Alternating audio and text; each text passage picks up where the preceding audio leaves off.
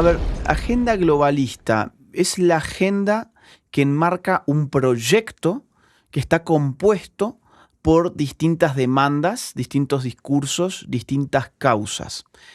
En verdad todas tienen un hilo conductor bastante claro, de lo cual ya lo vamos a hablar, pero la primera idea sería eso, que es una agenda globalista, es una agenda que tiene causas múltiples y demandas múltiples que son tan cotidianas para nosotros a esta altura de la historia, como por ejemplo el feminismo, por ejemplo el LGBT, por ejemplo, el abortismo, por ejemplo, ciertos ataques a determinadas iglesias, no son a todas las iglesias, son a las iglesias de raíz cristiana, no son a las iglesias, digamos, ni judías, ni de otros tipos de credos, es generalmente un ataque hacia el cristianismo, después podemos ver por qué.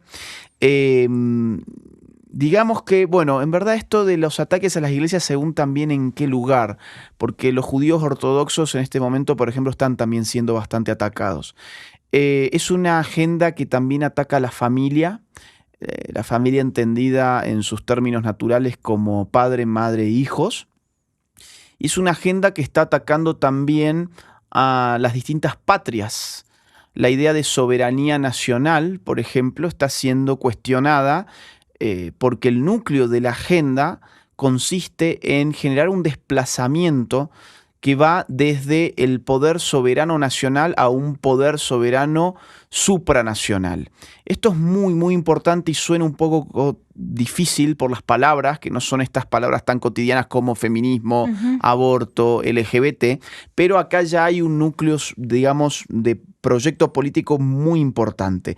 Nosotros tenemos que entender que si esta agenda se llama globalista es porque está planteando una unificación política global.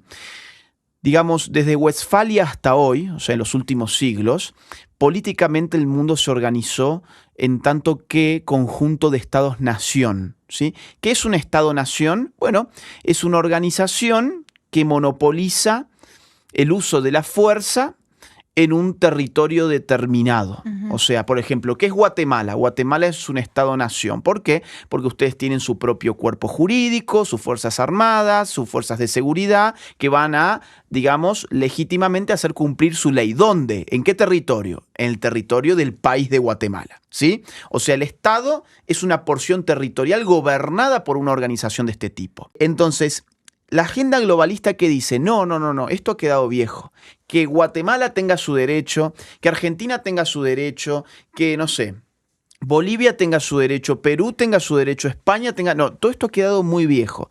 Lo que tenemos que empezar a lograr es que estos estados empiecen a transferir soberanía hacia organizaciones internacionales. Así como hablamos de globalización en el mundo económico para dar cuenta de que el comercio hoy se da entre los países sin que las fronteras signifiquen un problema real, porque estamos consumiendo cosas de China, de Estados Unidos, nosotros le vendemos a no sé quién, y así el comercio se ha globalizado. Hay gente que piensa que ese mismo esquema debiera trasladarse al campo político. Y por lo tanto decir, bueno, barramos con las fronteras, así como en el comercio hemos barrido con las fronteras, barramos con las fronteras para empezar a armar un nuevo orden mundial. Entonces, cuando hablamos de agenda globalista, estamos hablando de distintas causas, feminismo, LGBT, abortismo, el problema de la migración, etcétera, etcétera. Pero estamos hablando políticamente de un nuevo orden mundial que empieza a concentrar el poder soberano ya no en esas unidades territoriales que llamamos estados, sino en organizaciones que tienen poder sobre todo el globo. Por eso globalismo. Tienen poder sobre todo el globo. Por ejemplo, ¿cuál? La ONU, por ejemplo.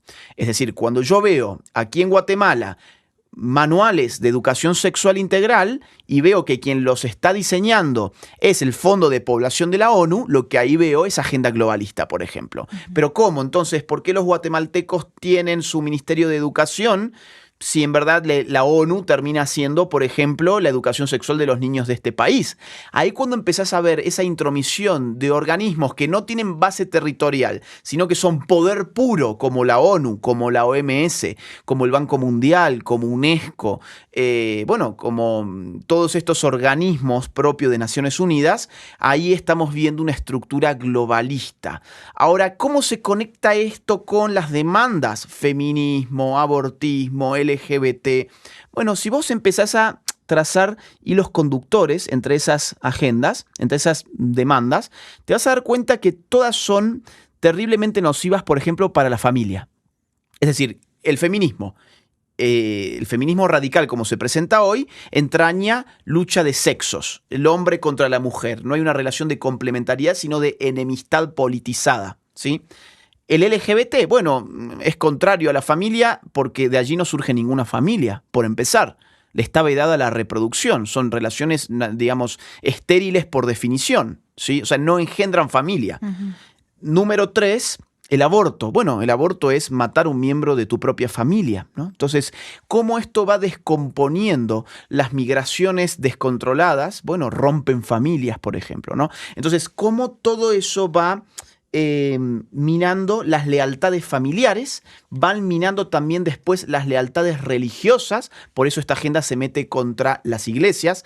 Hay ahora un pedido de ONU para armar un listado negro de cuáles son las personas que están en contra de la ideología de género, y allí hay que darle especial mención a los sacerdotes y pastores cristianos que estén oponiéndose a la ideología de género. Esta lista negra la está formulando la ONU, por ejemplo, ¿no? O te puedo mencionar Transnacionales de la Fe, financiado con dinero de la Fundación Ford de los Estados Unidos, pensado para atacar a las iglesias evangélicas. Entonces, ahí minamos la lealtad de el hombre con su iglesia, con su fe, con su familia, y minamos además la lealtad del hombre con su nación, con su patria. ¿Qué tenemos por resultado? Un individuo que se cree que es ciudadano del mundo, que no tiene patria, no tiene Dios, no tiene familia, no tiene religión, no tiene identidad, y que es la marioneta perfecta.